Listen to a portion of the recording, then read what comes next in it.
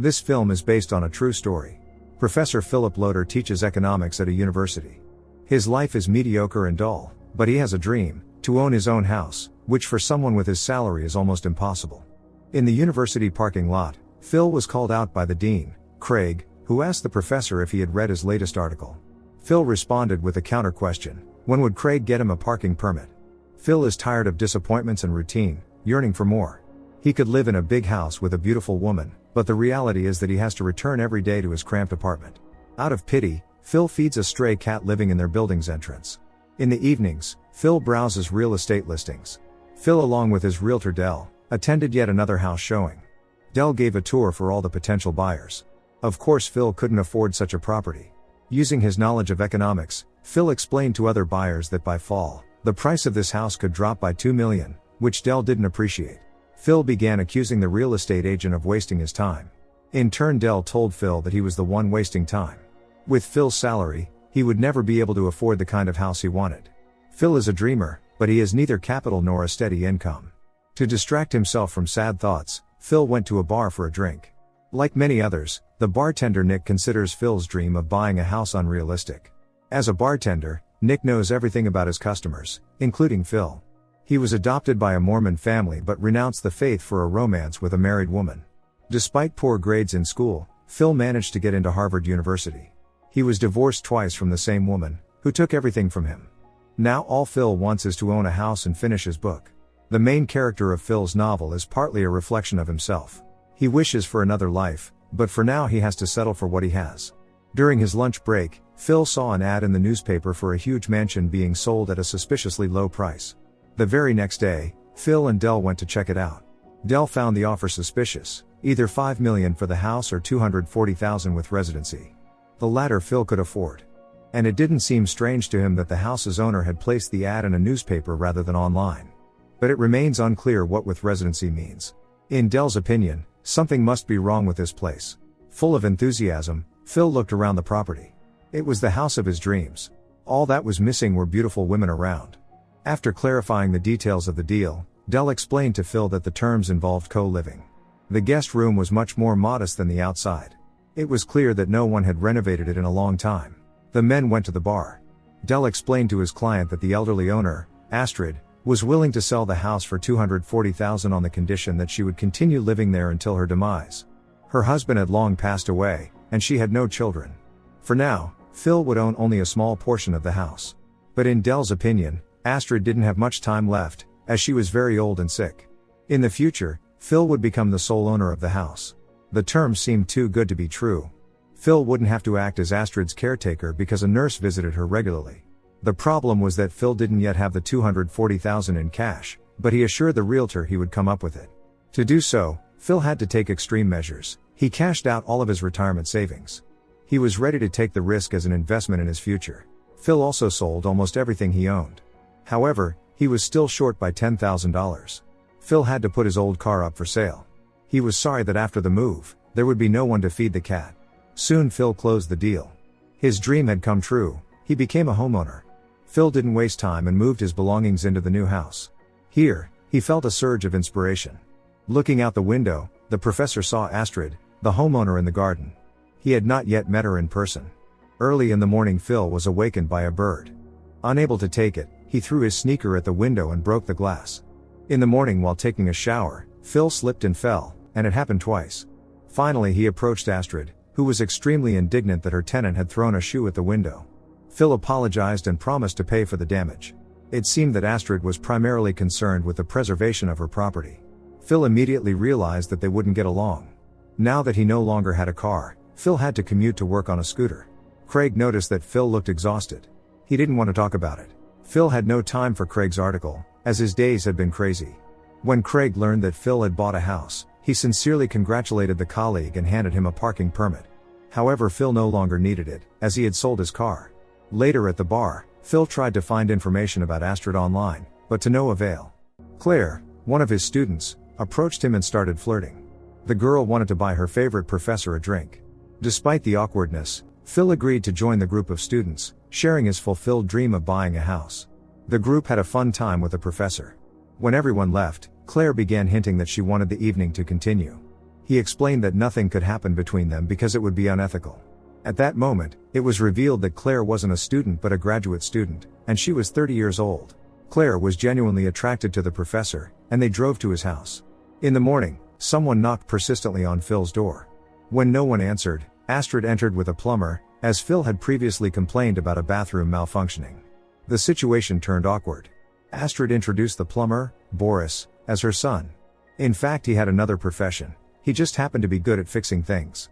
Phil was confused since the sale had mentioned that Astrid had no children. However, the surprises didn't end there. In addition to a son, Astrid also had a daughter. Phil immediately messaged Dell. While Astrid was out, Phil snuck through a window into the part of the house where he wasn't allowed yet. The space had luxurious decor and looked expensive. Phil dreamed that one day all of it would be his.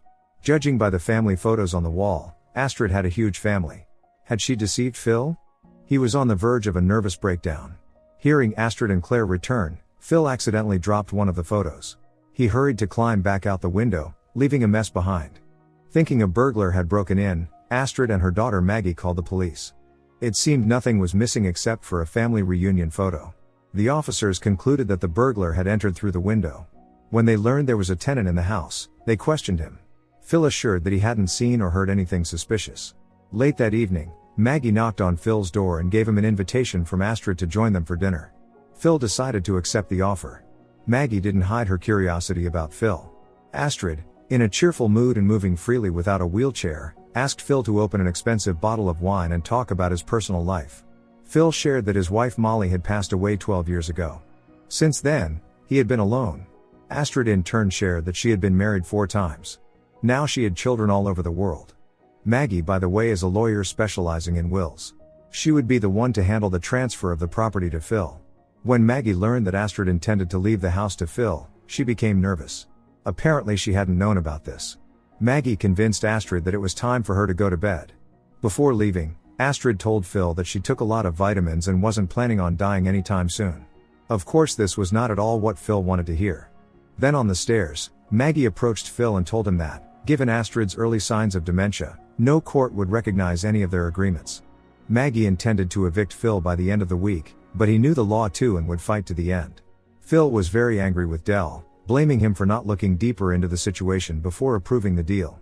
Soon Phil would face a legal battle to challenge his ownership of the house. He was desperate, having staked everything on this. Dell mentioned that he had a lawyer friend who specialized in these kinds of cases and promised to handle everything properly. After learning about the situation, the lawyer Jerry said that only an idiot would make such a deal without first investigating all the details.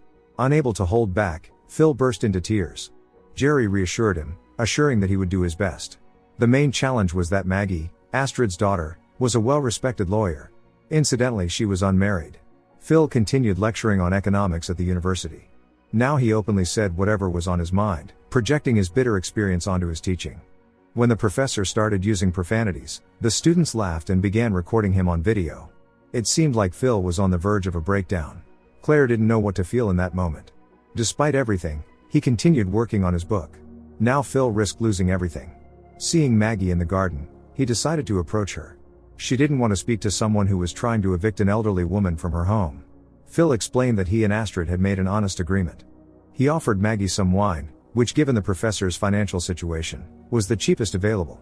To his surprise, Maggie agreed, though only out of politeness. Phil toasted to beautiful women. The wine tasted even worse than it smelled, but that no longer mattered. Drunk, Phil and Maggie lay on the grass, gazing at the stars. Phil recounted legends about constellations, charming the girl with his knowledge. That night, Jerry arrived at the house with a camera to scope out the situation. Phil and Maggie grew closer. That same morning, upon hearing noises from another part of the house, Phil thought something had happened to Astrid. He had to break down the door to get inside. Indeed, Astrid was lying on the floor unconscious. Phil called an ambulance and the police. The officers speculated that water from Phil's bathroom had leaked into the hallway, causing Astrid to slip. Phil couldn't believe that the police were seriously considering this as intentional. Maggie begged Phil to accompany Astrid to the hospital with her. Of course he couldn't refuse. In the intensive care unit, Astrid's condition was stabilized, but due to prolonged hypoxia, the prognosis was grim. Maggie was devastated and sought support from Phil, though Astrid's recovery wasn't in his best interest. Maggie quickly realized this and regretted the previous night. Now Phil didn't even have his parking spot. Moreover, he was suspended for his recent behavior during a lecture and his affair with a student.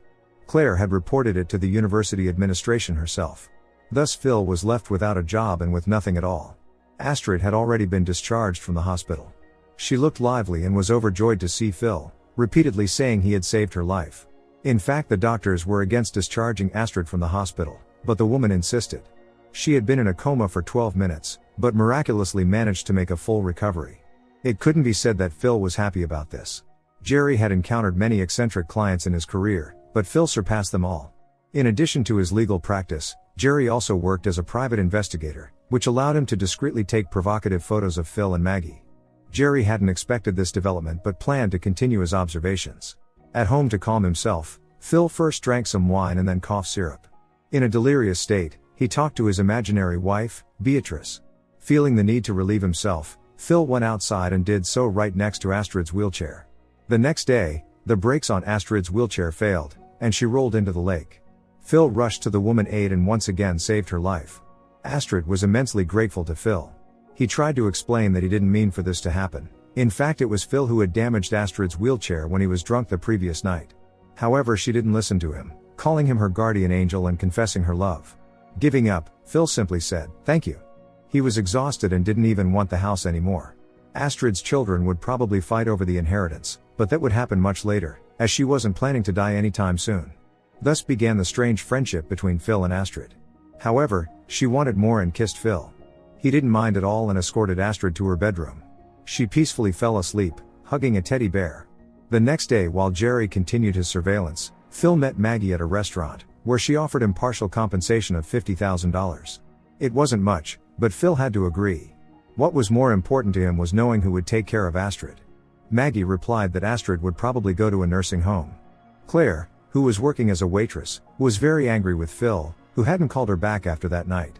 Phil tried to explain himself, but Claire didn't want to hear his excuses, because her feelings for him were sincere. The girl could not forgive the ignoring. Jerry decided to follow Claire, who met someone at a motel. Phil realized that despite Astrid's kindness, he would soon have to move out. Early in the morning, he heard Astrid scream again. The elderly woman had been taken to the hospital once more. Phil left a voicemail for Maggie. The doctor delivered the sad news. Phil didn't want to believe that Astrid was gone. His tears were genuine, as Astrid had become a friend to him. That night, Phil wrote the 9th chapter of his novel, in which the main character faced loss for the first time. In the morning, Phil packed his things, as agreed. Maggie wanted to say something to him, but he wasn't in the mood for a conversation. Dell considered the $50,000 compensation a victory. Phil had come to terms with the situation and was preparing to embark on a journey to nowhere. He had learned the most important lesson: home is where the heart is.